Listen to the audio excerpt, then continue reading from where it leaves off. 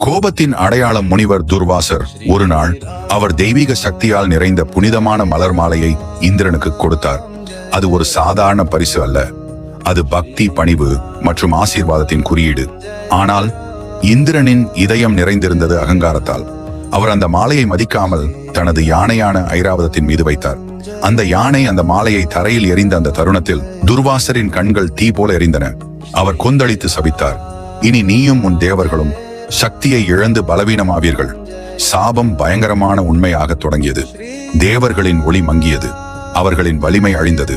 அந்த சமயம் அசுரர்கள் வாய்ப்பை பயன்படுத்தினர். அவர்கள் வானுலகத்தை தாக்கினர். அந்த போரில் தேவர்கள் தோற்றனர். அவர்கள் ஓடிப்போய் ஒரே நம்பிக்கையாக மகாவிஷ்ணுவை சரணடைந்தனர். உங்கள் பலத்தை மீண்டும் பெற ஒரே வழி அமிர்தம். அதை பெற பால் கடலை கடையமத்த வேண்டும்.